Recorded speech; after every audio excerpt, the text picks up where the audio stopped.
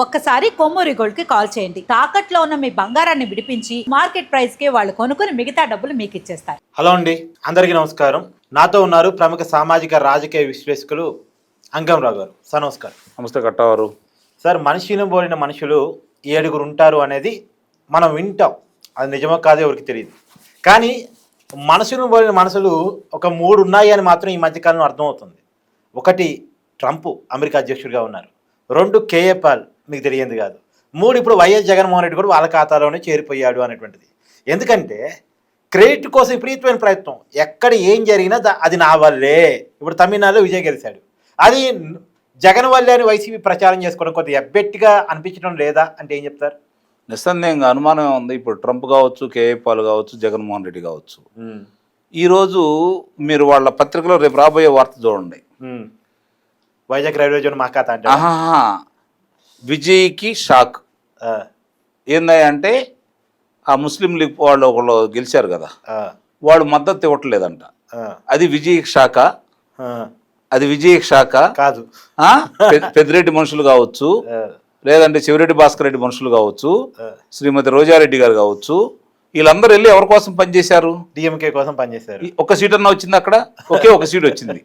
ఒకప్పుడు కంచుకోట, ఇప్పుడు చెన్నై అనేది డిఎంకేకి కంచుకోట. అవును, ఒకే ఒక సీట్ వచ్చింది.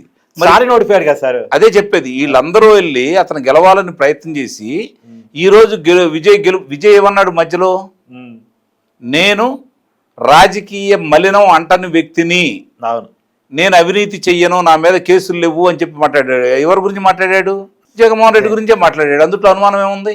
ఈరోజు గెలుపు మా ఖాతాలో వేసుకుంటున్న వీళ్ళు నిజంగా గెలుపు మీ ఖాతాలో ఉంటే డిఎంకే వాళ్ళ మీద ఎందుకు పోరాటం చేస్తాడు? డిఎంకే వాళ్ళని తీసుకెళ్ళి ఎందుకు మీరు సపోర్ట్ చేయించలేదు? ఒకవేళ వైసీపీ పార్టీ స్టాండ్ విజయ్కి అనుకూలం అయితే రోజానా పార్టీని సస్పెండ్ చేయాలిగా స్టాలిన్? సస్పెండ్ చేయాలి కదా. ఇప్పుడు చంద్రబాబు నాయుడు ఉన్నాడు, పొత్తులో ధర్మంగా డిఎంకే భారతీయ జనతా పార్టీ కలిసి పోటీ చేస్తుంది కాబట్టి వెళ్ళి ప్రచారం చేశాడు. మరి నువ్వు అంత ధైర్యం ఎందుకు చేయలేకపోయావు?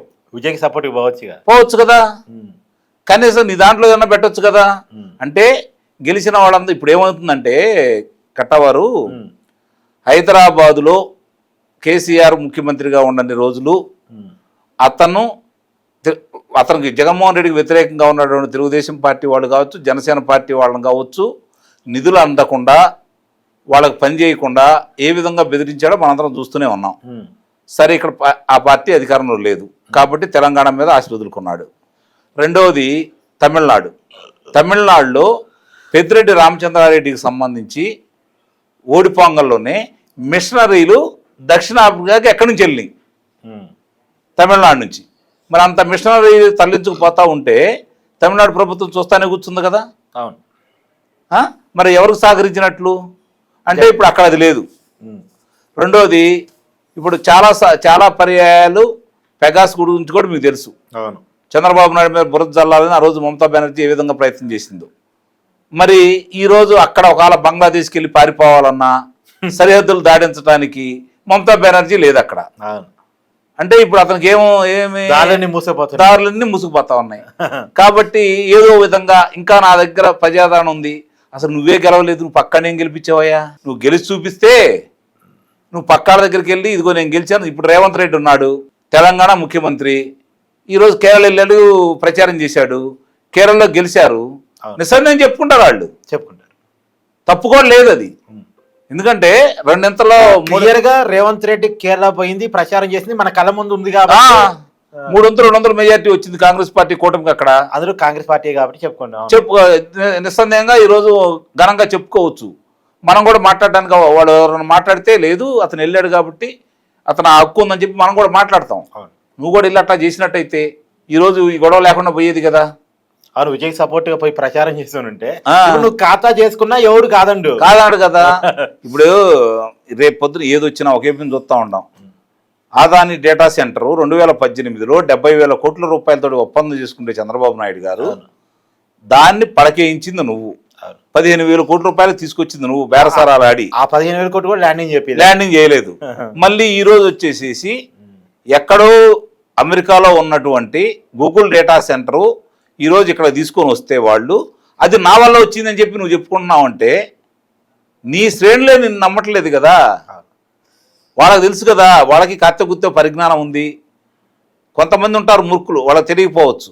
మిగిలిన వాళ్ళందరికీ తెలుసు కదా. సుందర పిచ్చయ్య తమిళనాడుకు సంబంధించిన వ్యక్తి అయినా సరే వాళ్ళ వాళ్ళ శాసనసభలో దీని గురించి చర్చ కూడా జరిగింది.